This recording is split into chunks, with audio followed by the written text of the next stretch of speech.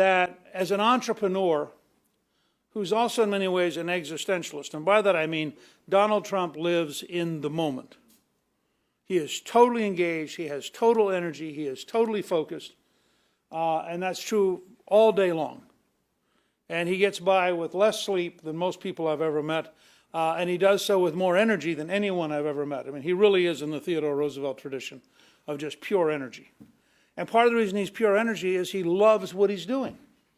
And he loves being at the center of attention. And he's figured out a way to really be at the center of attention. He's President of the United States. I mean, you know, if what you need to wrap up your life is having lots of attention, being president's a pretty... So he gets up every morning, and the first thing he knows every morning is he's Donald Trump and he's president, and you're not. And so this gives him an enormous level of energy. And he then takes that energy and turns it into decisions, which again is part of really what confuses the elite media. Trump is not an academic. He's not a theoretician. He doesn't take his enormous energy and turn it into words. He paints with action. And it's by understanding his actions that you begin to understand what he's doing and how he's doing it. Now, I would argue that the inaugural, in fact, was a very well done speech. And that when he has to, he can actually put together a very compelling, powerful statement. But that's not his first instinct. His first instinct is to make a decision and enforce it and inspect it and make sure it happens. So here's how he closed the inaugural, which I think was very compelling. And this sort of leads into what you've seen in the last few days. He says, "The time for empty talk is over. Now arrives the hour of action." That's a reasonably good warning. Do not allow anyone to tell you that it cannot be done. No challenge can match the heart and fight and spirit of America. We will not fail. And by the way, I suspect he looked at the demonstrations on Saturday as the personification of exactly that point. They want to challenge him and they want to challenge the American people, fine. They can put on really weird hats and use really nasty language and dream of blowing up the White House, and they will lose. So he goes on to say, our country will thrive and prosper again.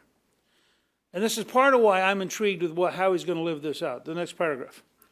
We stand at the birth of a new millennium, ready to unlock the mysteries of space, to free the earth from the miseries of disease, and to harness the energies, industries, and technologies of tomorrow.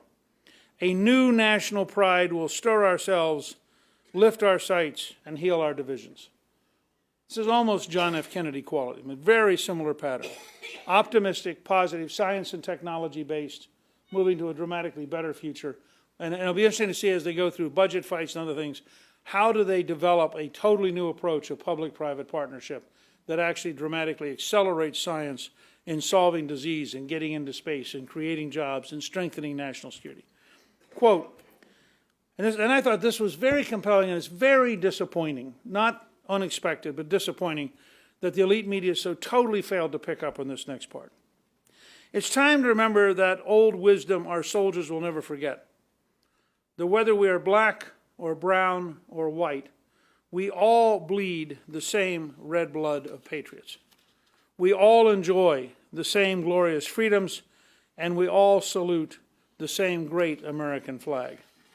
Now, that's the second point in the speech where he repudiates racism of any kind. And you would have thought that the press would have thought this is a good thing. But of course they had to rush in first to report that he had taken out Martin Luther King Jr.'s bust from the White House because their theme is he has to be a racist because he's a Republican conservative, so how can he not be a racist?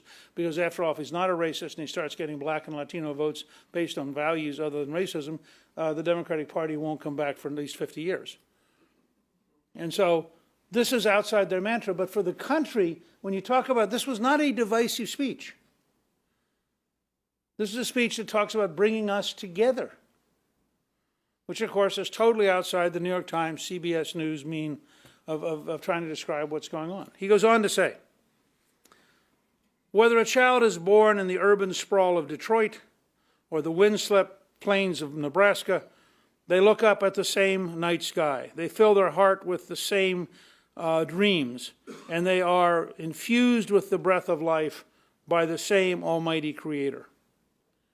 So to all Americans, in every city near and far, small and large, from mountain to mountain, from ocean to ocean, hear these words: you will never be ignored again.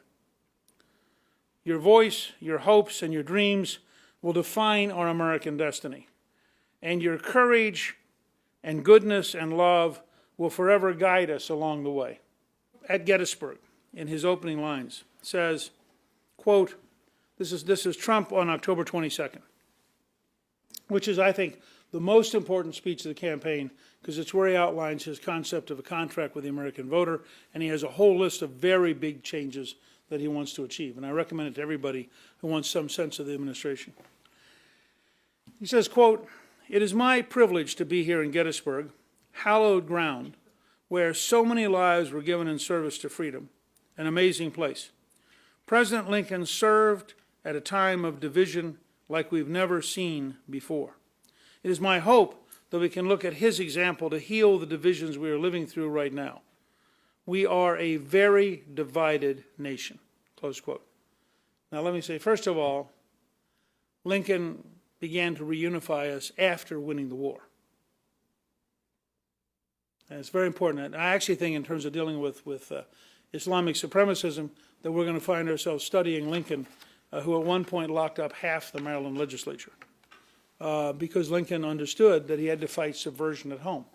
And it will make, in fact, the bombers who bombed the World Trade Center the first time in 1993 were tried under a sedition act that was passed in the Civil War by Lincoln, because we were faced with domestic threats. And we're not used to talking about that. And the left worked so hard to avoid telling the truth about Soviet agents and Soviet espionage that they immediately go rigid when you discuss these kind of things. I think that it's important for us to understand this is going to go on every single day because they are embattled. And if we do what we promised to do, if we do what Trump promised in his inaugural, we will be in a fight consistently from now until either we win or they win. And I think that's why this is so important.